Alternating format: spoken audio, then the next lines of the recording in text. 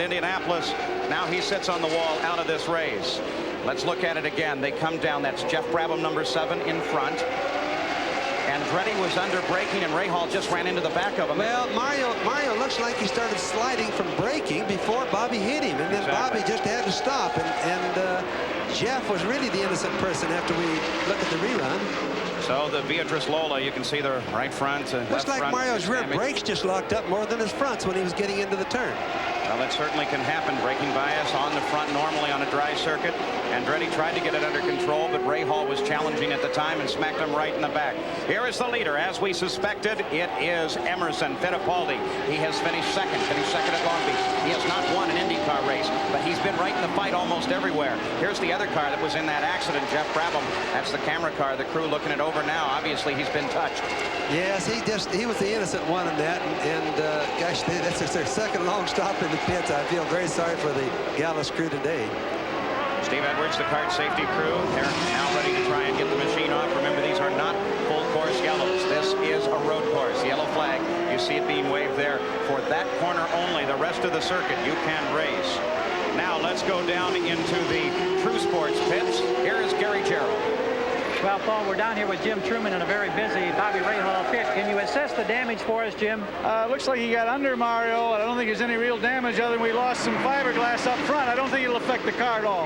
Well, here's the answer. They bring him back in right now. Bobby Rahal has come back into the pits, and we'll get up here on the wall where we can take a look, Paul. We see that the top of the nose cone is gone. They have the car up on jacks. They're checking the rear end. They're keeping the car up on the jacks at this time. They're still looking. Now one of the kart inspectors is also back there. All Rahal, of course, can do is sit here and wait patiently. And now they've brought wrenches to the front of the car, and I believe they've shut down the engine. Rahal is here in the pits, and he is going to remain for at least a few moments. But we had hoped and speculated that perhaps he could keep going with just slight damage to the nose, but that's apparently not true now as he drops back through the field. Rahal now in 15th place as the rest of the cars come by, and they continue to work on that machine, the number 3 car of Bobby Rahal. So his bad luck continues. They're working on both ends, Paul. I think we'll have to wait and see what they've got wrong here. They've really got something wrong in the back end, and it appears that nobody's paying any attention to it for a while there. They're certainly looking at it now. There's something hanging loose down there. Something is broken in the back, which I don't really think had much to do with the wreck. All right, so as they continue to work on the Rahal machine, Bobby stays in the car. He'd like to get back in the race, but he continues dropping backwards here. He is in 18th place. The leader is Emerson Fittipaldi. Second place is Bruno Giacomelli. Neither man has ever won in an IndyCar race, and here comes our leader. Emerson Fittipaldi comes in for a pit stop. The 7-Eleven crew goes to work on that car. Gary Robazzini, the crew chief here, already working on the left front. Emerson Fittipaldi, ever so carefully, takes a drink of liquid so he can nourish himself once again. And the second place car, Bruno Giacomelli, the other team car on the Patrick team. Both the Patrick team cars in the pits now. George Huning, the crew chief, working there. They're both getting all 4 tires. Now those guys could end up winning this race. That Patrick would be the happiest man I've ever known if he won this race today. Emerson Fittipaldi rolls back to the action. Bruno Giacomelli will be out just behind, but now Jr. has picked up the lead. Remember, he has already made his stop as Emerson Fittipaldi comes out alongside of Danny Sullivan, but Sullivan is now 3 laps behind the lead and in 22nd place. And Mario Andretti's car, badly damaged, comes off the circuit. There's the leader. He is Al Unser Jr. In second place is Kevin Cogan, and Michael Andretti has moved up to 3rd. So the top of the field has changed drastically here at the U.S. Grand Prix in the Meadowlands. It's a whole new ball game. Now let's go to Len Berman in our studio in New York. Grand Prix at the Meadowlands. There's your leader, Little Al Unser Jr., car number 30. We've had a massive shuffling of the front of the field accident involving the first and second place car, Mario Andretti. Mario's car badly damaged. It's out of the race. Bobby Rahal's car badly damaged. Of course, neither driver hurt. And this man, through the pit stops, has picked up the lead.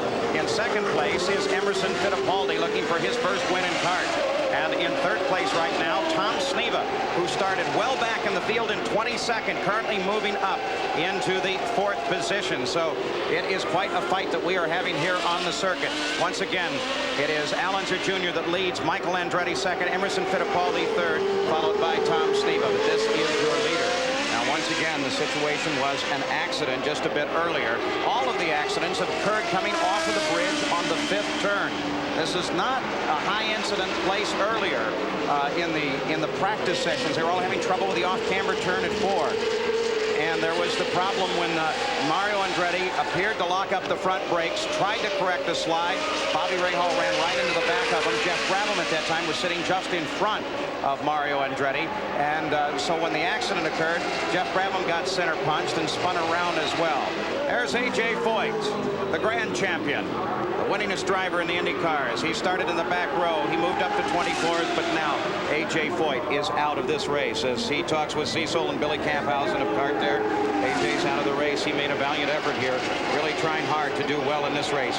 And here is Michael Andretti rolling to the pits and rolling slowly. Too slow. He was running in 2nd place when he came in. This is his first stop. Maybe they ran him too far, Bobby. He's trying to tell him something, and they're not listening to him. But it looks like he came in with a dead engine. We can't hear it from here, of course. Is he perspiring and he wants something to wipe his eyes off? No, he's got more problems than that. He came in too slow. He's still trying to tell them, they're not listening. He may not even have a radio working right now, but now somebody's looking in the back. Let's see if he's got his engine running here. Now his engine's running.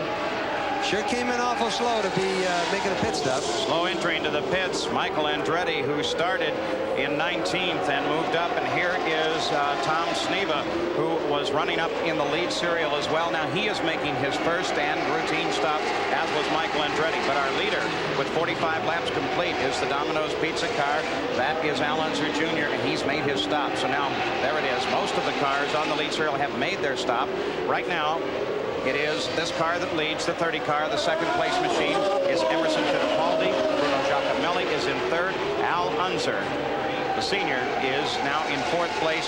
And Tom Sneva should fall back, but currently being scored in 5th place during his stop. Well, we can't tell right past that because everybody's been making pit stops, or at least most of the cars right recently, so it's a little mixed up right now. And it will take a time for the drivers to move back into the order, reassemble their position. Al Unser Jr., magnificent young driver, cut his teeth on both ovals and road courses. He can drive anywhere, and he currently leads this race. He is looking for his 2nd IndyCar win. Nice young man, too. Great joy to be around.